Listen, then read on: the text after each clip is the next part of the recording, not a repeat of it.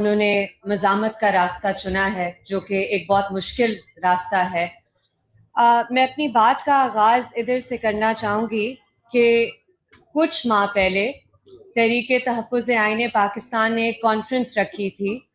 جس میں میرے ساتھ بیٹھی ہوئی تھی ایک لڑکی مازیب شفیق۔ بلوچستان سے وہ لڑکی تعلق رکھتی ہے اور وہ اس لیے تحریک تحفظ آئین پاکستان کی کانفرنس میں آئی تھی کیونکہ اس کے جو انکل ہیں وہ دسمبر 2018 میں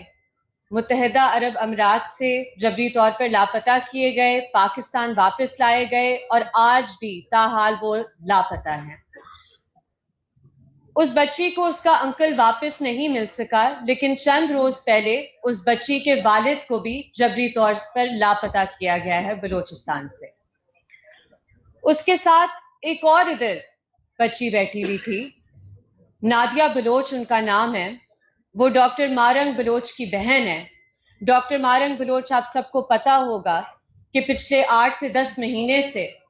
وہ ناحق قید ہیں ہدا جیل میں۔ ان کے ساتھ تمام جو بلوچ یکجہتی کمیٹی کی لیڈرشپ ہے وہ بھی ناحق قید ہے، اور آج بھی ساؤتھ وزیرستان کی آواز علی وزیر بھی پابند سلاسل ہے۔ میں یہ بات کرنا ضروری سمجھتی ہوں کہ میں خود جب میری والدہ عمران خان کی حکومت میں وزیر تھی، میں خود پی ٹی آئی کی بہت سخت تنقید کرتی تھی، لیکن یہ بات پی ٹی آئی یا عمران خان کی نہیں ہے، یہ بات ہے پاکستان کی عوام کی، پاکستان کے عوام کے مینڈیٹ کی، اور کسی کو یہ حق نہیں ہے کہ پاکستان کی عوام کے مینڈیٹ پر دن دہاڑے ڈاکہ ڈالا جائے۔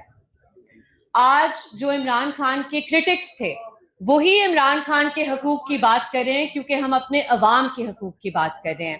آج مجھ جیسے لوگ جو پی ٹی آئی کے ناقد تھے تیار ہے کہ ہم بھی جا کر اڈیالہ جیل کے باہر کھڑے ہوئیں ان کی بہنوں کے ساتھ، جن پر کبھی ٹیئر گیس استعمال کیا جاتا ہے، کبھی واٹر کینن استعمال کیا جاتا ہے، کبھی تیزاب ان پر پھینکا جاتا ہے، کیمیکل استعمال کیا جاتا ہے۔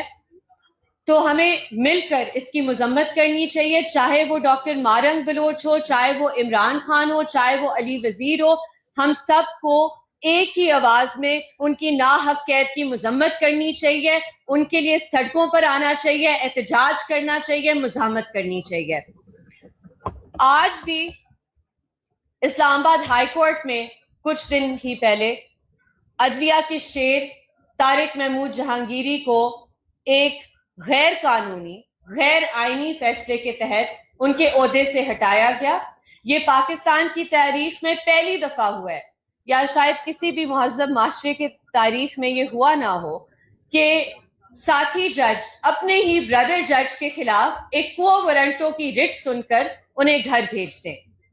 اب افسوس کی بات یہ ہے کہ اسلام آباد ہائی کورٹ میں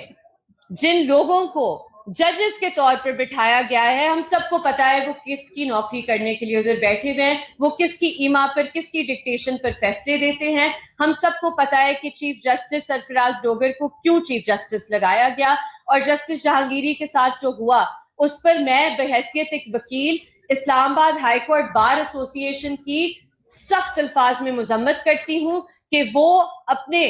عدلیہ کے ان ججز کے ساتھ کھڑے ہونے کی جگہ پر وہ ان ججز کے ساتھ کھڑے ہوئے ہیں جو ٹاؤٹس بٹھائے گئے ہیں اسلام آباد ہائی کورٹ میں۔ آج بھی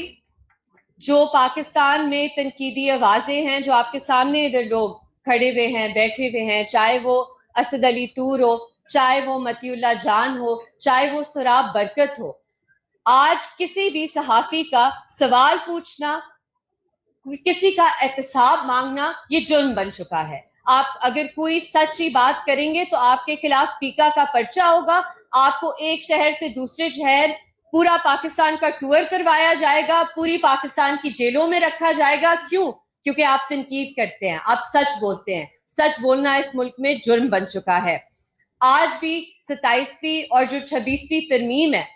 اس کے خلاف جو مزاحمت، اور میں خراج تحسین پیش کرتی ہوں کراچی بار ایسوسی ایشن کو اور کراچی کے باہمت وکلا کو جو آج بھی سڑکوں پر اس کے خلاف مزاحمت کر رہے ہیں, لاہور کے بہادر وکلا کو جو سڑکوں پر اس کے خلاف مزاحمت کر رہے ہیں, اور میں اسلام آباد میں موجود وکلا کو اپیل کرتی ہوں کہ خدا را ہم بھی تھوڑی سی ہمت کر لیں, خدا را ہم بھی سڑکوں پر آ جائیں, کیونکہ یہ ہم سب کی بات ہے, یہ صرف ایک جج کی بات نہیں ہے.